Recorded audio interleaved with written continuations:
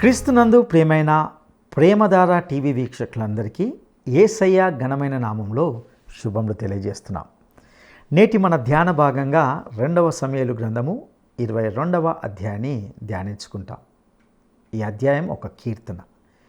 దీనిని కీర్తన గ్రంథంలోని 18వ కీర్తనలో కూడా చూడగలం. దావీదు పొందిన శ్రమలు, విజయాలు యేసును సూచిస్తున్నాయి. దేవుడు తను సౌలు చేతిలో నుండి, తన శత్రువులందరి చేతిలో నుండి తప్పించిన రోజున దావీదు ఇలా స్తుతించాడు: యెహోవా తన శైలము, కోట, రక్షకుడు, దుర్గము అని కీర్తించాడు. దేవుడు దావీదు తరపున పోరాడాడు. తన ప్రజలను ఏలడానికి ఆయన తనకిచ్చిన ఆధిక్యతను బట్టి దావీదు దేవుణ్ణి కొనియాడాడు. యెహోవా తప్ప మరొక దేవుడు లేడని, తన కాళ్ళను జింక కాళ్ళ వలె చేశాడని, ఎత్తైన స్థలముల మీద తనను నిలిపాడని, తన చేతులకు యుద్ధం చేయ నేర్పాడని చెప్పాడు. యెహోవా జీవము గలవాడని, ఆయన స్తోత్రార్హుడని, మహోన్నతుడని సన్నుతించాడు. ఆయన తనను తన శత్రువుల చేతిలో నుండి విడిపించాడని, తన మీదికి లేచువారి చేతిలో నుండి విడిపించి తను హెచ్చించాడని ఆయనను ఎంతో ఘనపరిచాడు. ఆయన నామాన్ని కీర్తించి గానం చేశాడు. తాను రాజయ్యుండి ప్రవచనాత్మకంగా మరి ఒకడు నీతిమంతుడై దేవుని యందు భయభక్తులు కలిగి ఏలుతాడని యేసుని గురించి చెబుతున్నాడు. దేవుని నిబంధన నిత్యమైనదని, సర్వసంపూర్ణమైనదని, రక్షణార్థమైనదని కొనియాడుతున్నాడు. ఇక ఇందలి విశేషాలను ధ్యానించడానికి మనము సిద్ధపడదామా?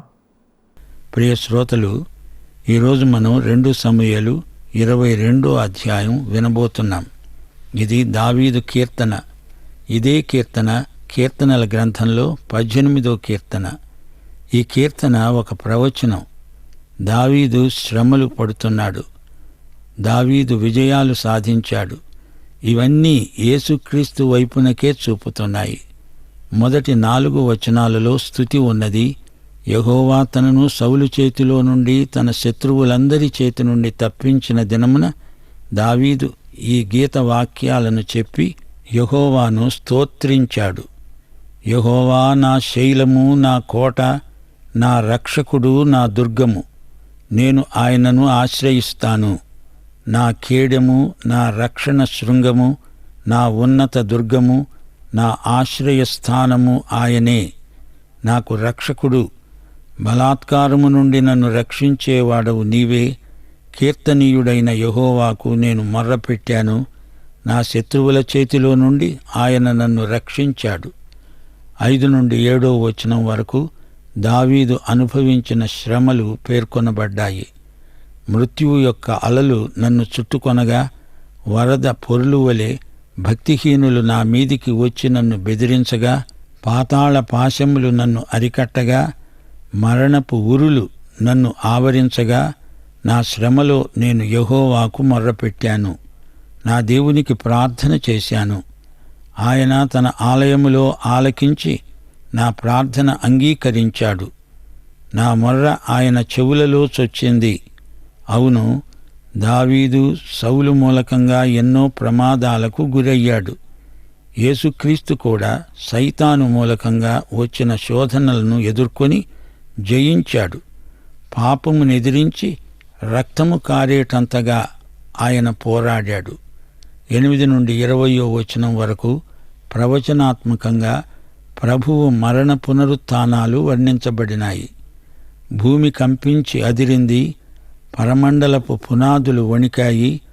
ఆయన కోపింపగా అవి కంపించాయి. ఆయన నాసికారంధ్రములలో నుండి పొగ పుట్టింది. ఆయన నోటి నుండి అగ్ని వచ్చి దహించింది. నిప్పు కణములను రాజబెట్టింది. మేఘాలను వంచి ఆయన వచ్చాడు. ఆయన పాదాల క్రింద గాఢాంధకారము కమ్మి ఉన్నది. కెరూబు మీద ఎక్కి ఆయన ఎగిరి వచ్చాడు. గాలి రెక్కల మీద ప్రత్యక్షమయ్యాడు. గుడారము వలె అంధకారము తన చుట్టూ వ్యాపింపచేశాడు. నీటి మబ్బుల సముదాయములను, ఆకాశపు దట్టపు మేఘములను వ్యాపింపచేశాడు. ఆయన సన్నిధి కాంతిలో నుండి నిప్పులు పుట్టాయి.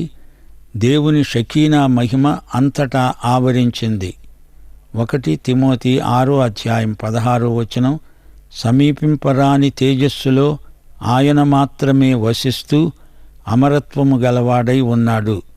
మనుష్యులలో ఎవడునూ ఆయనను చూడలేదు, ఎవడునూ చూడనేరడు. ఆయనకు ఘనత, శాశ్వతమైన ప్రభావము కలిగి ఉండునుగాక. ఆమేన్.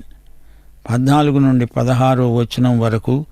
యెహోవా ఆకాశమందు గర్జించాడు, సర్వోన్నతుడు ఉరుము ధ్వని పుట్టించాడు. తన బాణాలను ప్రయోగించి శత్రువులను చెదరగొట్టాడు, మెరుపులను ప్రయోగించి వారిని తరిమివేశాడు. యెహోవా గద్దింపునకు తన నాసికా రంధ్రముల శ్వాసము ఒడిగా విడువగా, ఆయన గద్దింపునకు ప్రవాహముల అడుగు భాగాలు కనపడినాయి, భూమి పునాదులు బయలుపడినాయి. యెహోవా గద్దింపు శత్రువులకు అదిరిపాటు కలిగించింది. యెహోషువ 10వ అధ్యాయం 10వ వచనం. శత్రువులు కలవరపడ్డారు, వారు ఘోరముగా హతమయ్యారు. 17 నుండి 20వ వచనం వరకు. ఉన్నత స్థలముల నుండి చేయి చాపి ఆయన నన్ను పట్టుకున్నాడు, నన్ను పట్టుకొని మహాజలరాశిలో నుండి నన్ను తీశాడు. బలవంతులైన పగవారు నాకంటే బలిష్ఠులై ఉండగా వారి వశము నుండి ఆయన నన్ను రక్షించాడు. ఆపత్కాలమందు వారు నా మీదికి రాగా యెహోవా నన్ను ఆదుకున్నాడు. విశాలమైన స్థలానికి నన్ను తోడుకొని వచ్చాడు. నేను ఆయనకు ఇష్టుడను గనుక ఆయన నన్ను తప్పించాడు. గమనించాలి, విశాల స్థలం పరలోకాన్ని సూచిస్తుంది. యేసు ప్రభువే తండ్రికి ఇష్టుడు. ఇడుగో నా ప్రియకుమారుడు, ఈయన యందు నేను ఆనందిస్తున్నానని దేవుడు తన కుమారుణ్ణి గురించి చెప్పాడు. 21 నుండి 25వ వచనం వరకు. నా నీతిని బట్టి ఆయన నాకు ప్రతిఫలమిచ్చాడు, నా నిర్దోషాన్ని బట్టే నాకు ప్రతిఫలమిచ్చాడు. భక్తిహీనుడనై నా దేవుణ్ణి విడిచిన వాడను కాను. ఆయన న్యాయవిధులనన్నిటినీ నేను లక్ష్యపెడుతున్నాను. ఆయన కట్టడలను త్రోసివేసిన వాడను కాను. దోషక్రియలు నేను చేయనొల్లక ఆయన దృష్టికి యథార్థుడనయ్యాను. కావున నేను నిర్దోషినై ఉండడం యెహోవా చూచాడు. తన దృష్టికి కనబడిన నా చేతుల నిర్దోషత్వమును బట్టి నాకు ప్రతిఫలమిచ్చాడు. ఈ మాటలు దావీదు తన నైతిక పతనావస్థలో రాసినవి. ఎన్ని కష్టాలు వచ్చినా నేను దేవుణ్ణి విడువను అంటున్నాడు. పాపం దేవుని నుండి మనిషిని దూరం చేస్తుంది. 26 నుండి 28వ వచనం వరకు. దయగలవారి ఎడల నీవు దయ చూపిస్తావు, యథార్థవంతుల ఎడల నీవు యథార్థవంతుడవుగా ఉంటావు. సద్భావము గలవారి ఎడల నీవు సద్భావం చూపుతావు, మూర్ఖుల ఎడల నీవు వికటముగా ఉంటావు. శ్రమపడే వారిని నీవు రక్షిస్తావు, గర్విష్ఠులకు విరోధివై నీవు వారిని అణిచివేస్తావు. తోటి మానవుల పట్ల దయ, దేవుని పట్ల ప్రేమ, ఈ రెండూ దేవుని బిడ్డల లక్షణాలు. దేవుడు గర్విష్ఠులను అణగదొక్కుతాడు. 29 నుండి 31వ వచనం వరకు. యెహోవా, నీవు నాకు దీపమై ఉన్నావు. యెహోవా చీకటిని వెలుగుగా చేస్తాడు. నీ సహాయము చేత నేను సైన్యములను జయిస్తాను.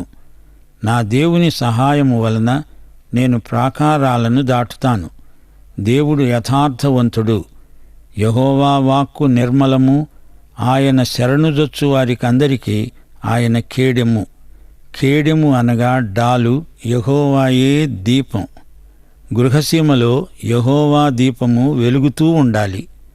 దీపము ఆరిపోయిందంటే కీడు ప్రాప్తించిందన్నమాటే. యోబు గ్రంథం 21వ అధ్యాయం 17వ వచనం. భక్తిహీనుల దీపము ఆర్పివేయబడడం అరుదుగదా. ఇశ్రాయేలుకు యెహోవాయే దీపం. ఇశ్రాయేలు జాతి యెహోవా దీపము లేకుండా ఎలా నిలువగలదు?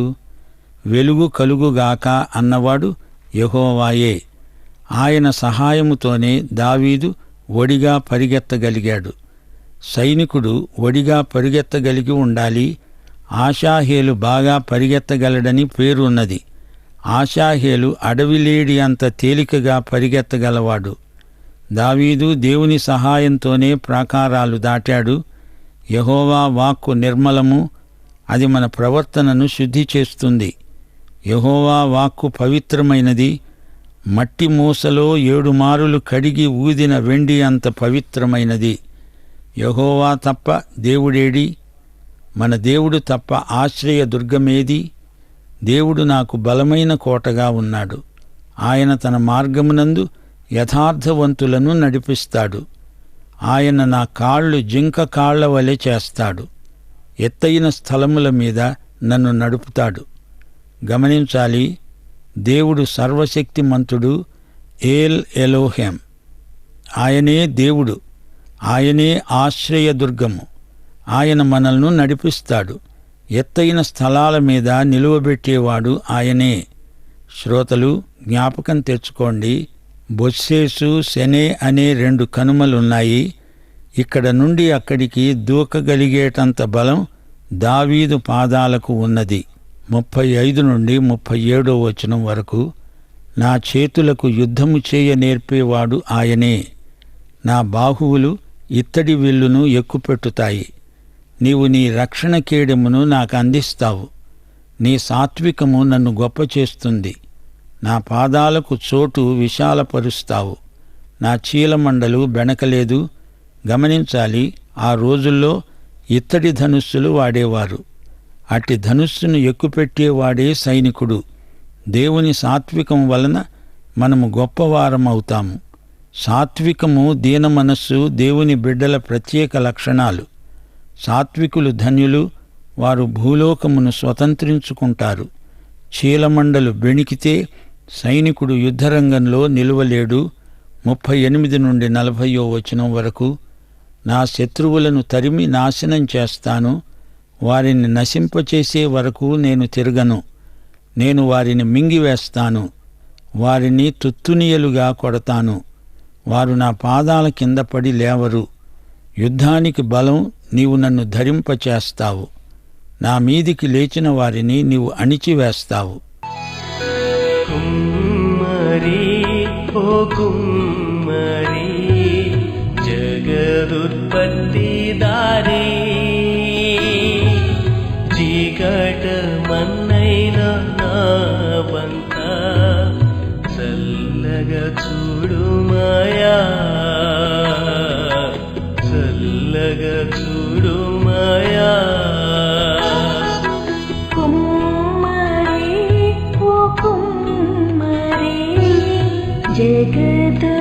జగదుత్పత్తిదారి, చీకటమన్నైన నా వంక చల్లగా చూడుమయా, చల్లగా చూడుమయా.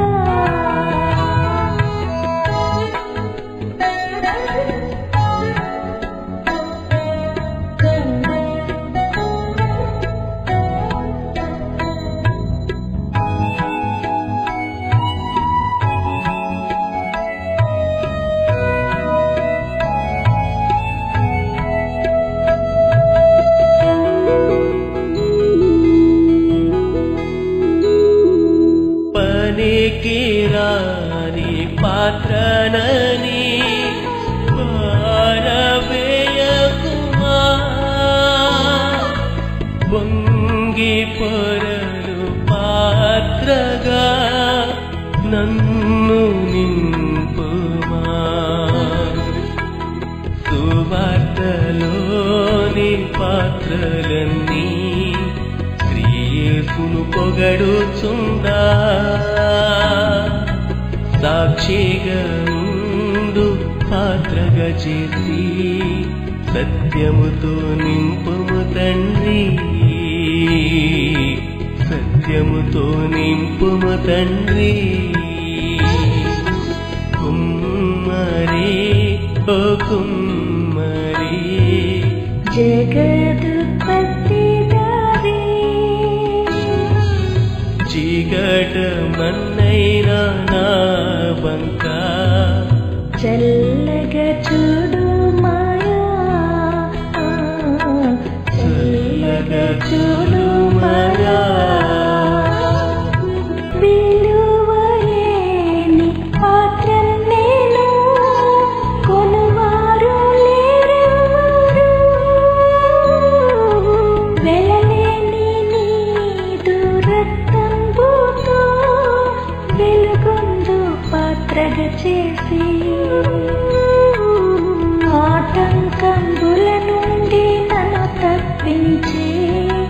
ఎల్లప్పుడు కావుమయ్యా. పగిలి ఉన్న పాత్రం నేను సరిచేసేవాడుమయ్యా. దావీదు శత్రువులు అనగా దేవుని శత్రువులే. అయితే యేసు ప్రభు ఇచ్చిన గొప్ప ఆజ్ఞ శత్రువును సహితం ప్రేమించాలి. 41 నుండి 43 వచనం వరకు, నా శత్రువులను వెనుకకు మరల చేస్తావు, నన్ను ద్వేషించే వారిని నేను నిర్మూలం చేస్తాను. వారు ఎదురు చూస్తారు గాని రక్షించేవాడు ఒక్కడూ ఉండడు. వారు యెహోవా కొరకు కనిపెట్టుకున్నా ఆయన వారికి ప్రత్యుత్తరమియ్యడు. నేల ధూళివలే వారిని నలగగొడతాను, పొడిగా వారిని కొడతాను. వీధిలోని పెంటవలే నేను వారిని పారద్రోసి అణగదొక్కుతాను. 44 నుండి 46 వచనం వరకు, నా ప్రజల కలహములలో పడకుండా నీవు నన్ను విడిపించావు. జనులకు అధికారినిగా నీవు నన్ను నిలిపావు. నేనెరుగని జనులు నన్ను సేవిస్తారు, అన్యులు నాకు లోబడినట్లు వేషం వేస్తారు. వారు నన్ను గూర్చి వినిన మాత్రం చేత విధేయులవుతారు. అన్యులు దుర్బలులై వణుకుతూ తమ దుర్గములను విడిచి వస్తారు. ఈ మాటలు దావీదు స్వానుభవం. 12 గోత్రాలు ఏకీభవించి దావీదును రాజుగా సింహాసనమెక్కించారు.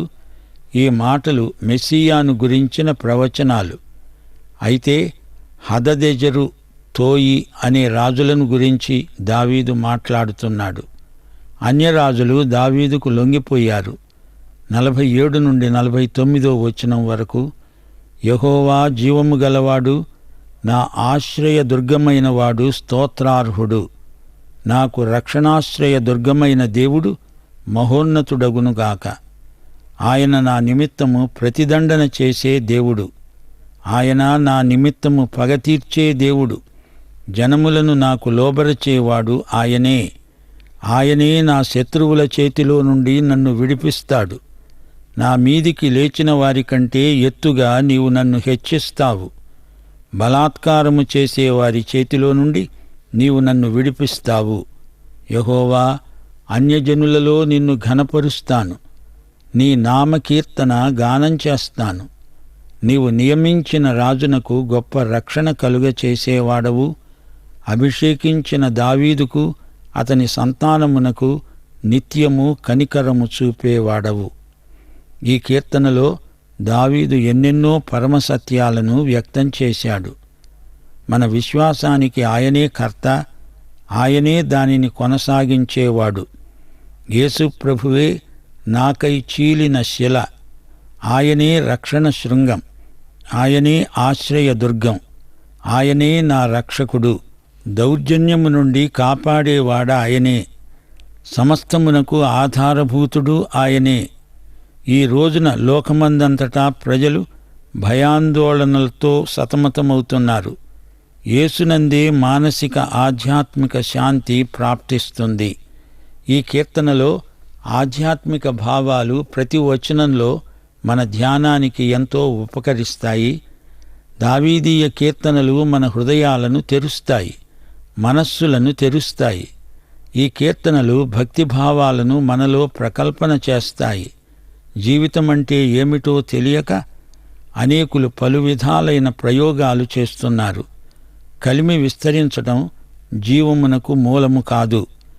దేవునితో సరైన సంబంధం లేకపోతే జీవితం దుర్భరమైపోతుంది. 2 సమూయేలు 22 అధ్యాయమంతా ఒక గొప్ప కీర్తన. తన జీవితాన్ని సింహావలోకన చేస్తూ ఇది రాశాడు. ఈ కీర్తనలోని భావాలే 23వ కీర్తనలో కూడా ప్రతిధ్వనిస్తాయి. ఈ కీర్తన రాసేటప్పటికే దావీదు తన జీవితంలో చరమ దశకు చేరుకున్నాడు. అంతవరకు అన్నీ అనుభవించి చూచాడు, అన్ని సుఖాలు అనుభవించాడు. చివరికి అతడు గ్రహించిన సత్యమిదే: యెహోవా నా కాపరి. ఈ స్తుతి కీర్తన గొప్ప సాహిత్య కళాఖండమని చెప్పగలం. ఇప్పుడు మనం 2 సమూయేలు 23వ అధ్యాయానికి వస్తున్నాము. ఇందులో దావీదు జీవితంలోని చిట్ట చివరి ఘట్టం కనిపిస్తోంది. తుది పలుకులు దావీదు నోటి నుండి వెలువడుతున్నాయి. దావీదుతో పనిచేసిన బలాఢ్యులు కూడా ఈ అధ్యాయంలో పేర్కొనబడ్డారు. మొదటి వచనం, దావీదు రచించిన చివరి మాటలు ఇవే. యెషయి కుమారుడైన దావీదు పలికిన దేవోక్తి ఇదే. యాకోబు దేవుని చేత అభిషిక్తుడై మహాధిపత్యము నొందినవాడును, ఇశ్రాయేలీయుల స్తోత్ర గీతములను మధురగానము చేసిన గాయకుడైన దావీదు పలికిన దేవోక్తి ఇదే. దావీదు ఎవరు? యెషయి కుమారుడు. యెషయి బెత్లెహేములో ఒక రైతు. తన తండ్రి పేరు చెప్పడానికి దావీదేమీ సిగ్గుపడలేదు. దావీదును దేవుడు ఎంతో పైకి హెచ్చించాడు. ప్రపంచంలోని ప్రముఖ వ్యక్తులలో ఒకడయ్యాడు. యాకోబు యొక్క దేవుడు దావీదును అభిషేకించాడు. యాకోబు ఎలాంటివాడు? మోసగాడు, ఉపాయశాలి. అలాంటి వ్యక్తిని మార్చాడు. అతన్ని ఇశ్రాయేలుగా చేశాడు. ఇశ్రాయేలు అంటే రాకుమారుడు. ఆ దేవుడే ఈ దావీదును సింహాసనమెక్కించాడు, రాజుగా అభిషేకించాడు. ఆ దేవుడే నిన్ను నన్ను రక్షించిన దేవుడు. ఆయన కృపామయుడు, వాత్సల్యము గల దేవుడు, ప్రేమగలవాడు. మన దేవుడు ఎంతో గొప్ప దేవుడు. దావీదు మధుర గాయకుడు. పాటలు రాశాడు, వాటికి స్వరకల్పన చేశాడు, పాడాడు. సంగీతం అతనికెంతో ఇష్టం. దావీదు కీర్తనలు ఈ రోజు వరకు సంఘాలలో పాడుకుంటున్నారు. భక్తిభావాలతో నిండిన రచనలు చేసిన కవిరాజు దావీదు. ఈ రోజున సంగీతం పలు విధాలుగా వెర్రితలలు వేస్తోంది. ఆధ్యాత్మిక విలువలు లేని సంగీతం ఆత్మను ఏమాత్రమూ కదిలించజాలదని మనవి చేస్తున్నాం.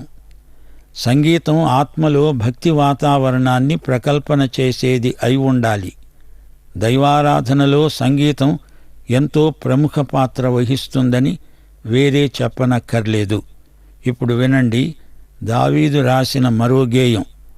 యెహోవా ఆత్మ నా ద్వారా పలుకుతున్నాడు, ఆయన వాక్కు నా నోట ఉన్నది. చూచారా దావీదు ఏమంటున్నాడో? దావీదు ఆత్మపూర్ణుడు గనుకనే ఈ కీర్తనలు రాయగలిగాడు. 2 పేతురు 1:20-21 వచనాల్లో ఇదే సత్యం పునరుద్ఘాటించబడింది. ఒకడు తన ఊహను బట్టి చెప్పడం వలన లేఖనములో ఏ ప్రవచనము పుట్టదని మొదట గ్రహించుకోవాలి. ఏలయనగా ప్రవచనము ఎప్పుడూ మనుష్యుని ఇచ్ఛను బట్టి కలగలేదు గాని మనుష్యులు పరిశుద్ధాత్మ వలన ప్రేరేపించబడిన వారై దేవుని మూలముగా పలికారు.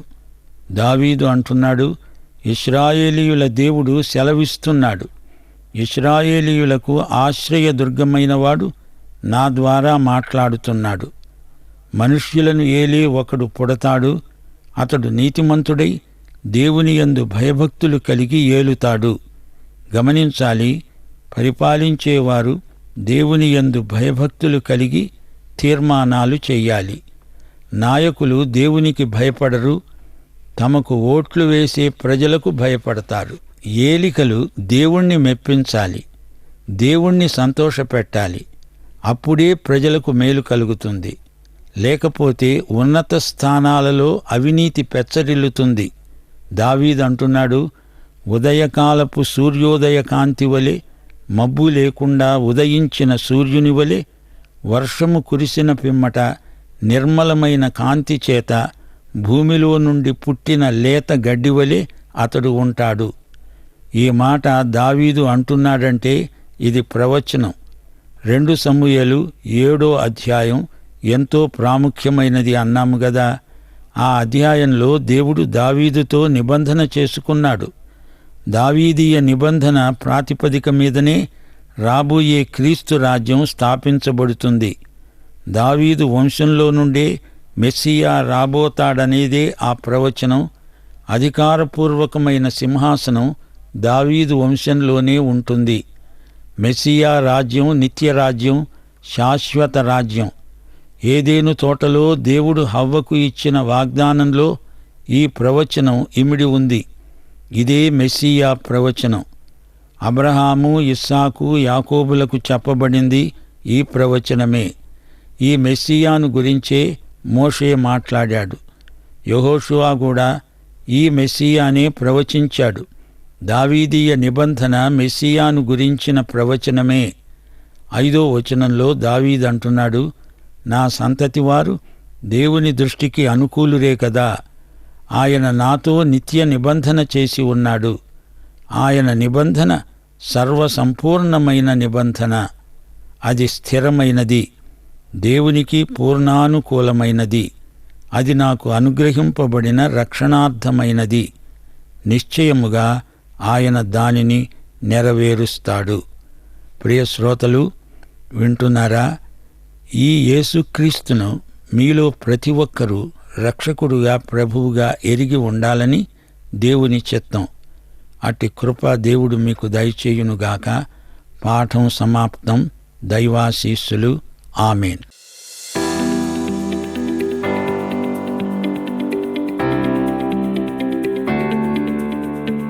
సమూయేలు 2వ గ్రంథము 22వ అధ్యాయము ఏ కీర్తనలో పేర్కొనబడింది.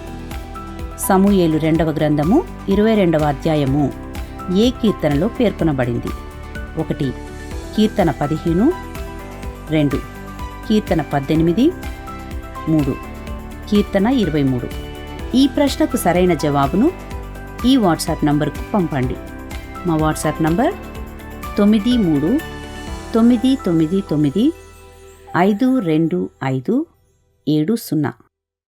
ప్రియులారా, ఇంతవరకు మనము 2వ సమూయేలు గ్రంథము 22వ అధ్యాయాన్ని ధ్యానించుకున్నాం. ఇందులో దావీదు పొందిన శ్రమలు, విజయాలు యేసును సూచిస్తున్నాయి. దావీదు దేవుణ్ణి ఎంతో స్తుతించాడు. యెహోవా తన శైలము, కోట, రక్షకుడు, దుర్గము అని కీర్తించాడు. ఇందులో దావీదుకు యేసుక్రీస్తు గల పోలికను కొంత గమనించగలిగాం. దావీదు సౌలు ద్వారా ఎన్నో సమస్యలకు గురైనాడు. అదేవిధంగా యేసుక్రీస్తు కూడా సైతాను ద్వారా శోధనలను ఎదుర్కొన్నాడు. సైతాన్ను, వాని శోధనలను, పాపమును యేసయ్య జయించాడు. తోటి మానవుల పట్ల దయ, దేవుని పట్ల ప్రేమ కలిగి ఉండుట, ఈ రెండు కూడా దేవుని బిడ్డల యొక్క లక్షణాలు. దేవుని సాత్వికం వలన మనము గొప్పవారమవుతాం. సాత్వికము, దీన మనస్సు దేవుని బిడ్డల ప్రత్యేక లక్షణాలు. దావీదు శత్రువులను కూడా ప్రేమించాడు. శత్రువును సహితము ప్రేమించుమని యేసు ప్రభు మనకు గొప్ప ఆజ్ఞ ఇచ్చాడు. ఈ కీర్తనలో పలికిన ప్రతి మాట దావీదు స్వానుభవంలో నుండి వచ్చినవే. మన విశ్వాసానికి కర్త యేసే. ఆయనే దానిని కొనసాగించేవాడు. ఆయనే మన రక్షణ దుర్గము. దౌర్జన్యం నుండి కాపాడువాడు ఆయనే. యేసు ద్వారానే మనకు శాంతి లభిస్తుంది. దేవునితో సరైన సంబంధం లేనిచో జీవితము దుర్భరమవుతుంది. ప్రియ సహోదరుడా, సహోదరి, ఇందలి సత్యాలు నీ జీవితానికి అన్వయించుకోగలవా? అట్టి కృప దేవుడు మీకు దయచేయనుగాక. దైవాశీస్సులు.